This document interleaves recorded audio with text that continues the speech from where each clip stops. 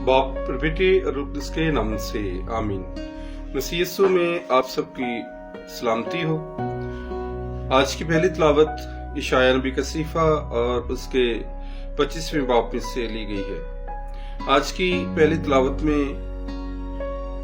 खुदा का बंदा इशाया नबी खुदा की शुक्रगुजारी करता है। कहता है कि आए खुदावंद, तूने पूरे जमीन और आसमान को बनाया और तूने मिट्टी के ढेर को कायनात में तख्लीक किया, और खुदावंद तू आसमान से अपने बंदों के लिए अशवाए खर्दनी और उम्दा खुराक और ज़ियाफत तैयार करता है। और खुदावंद यीशु मसीह की सल्तनत की बात की गई है जो आने वाली है।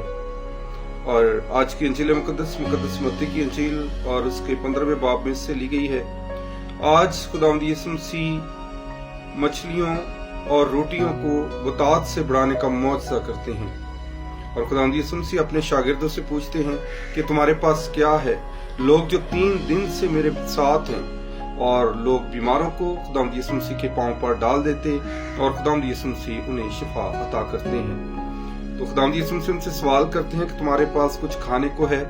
ऐसा ना हो कि जब लोग अपने घरों को वापस जाएं और जाते हुए मांद यानी बीमार पड़ जाएं।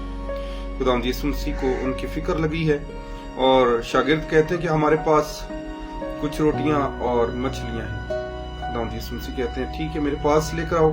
खुदावंद यीशु मसीह ने आसमान की तरफ नजर की है, अपना सर उठाया और कहा कि ऐ बाप, मैं तेरा शुक्र अदा करता हूँ।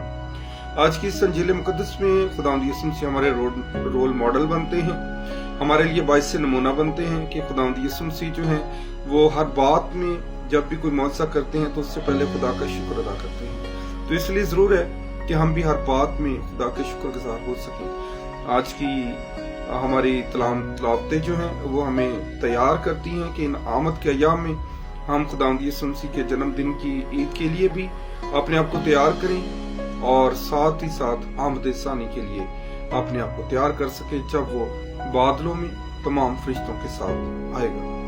आज का दिन हम सब के लिए बाइस से बरकत ठहरे। और आज की मेरे लिए और आपके लिए जो सबक है वो ये है कि हमने खुदा का शुक्र अदा करना है। खुदा वतात और कसरत का खुदा है। आज का दिन हम सब के लिए बाइस से बरकत हो। आमीन।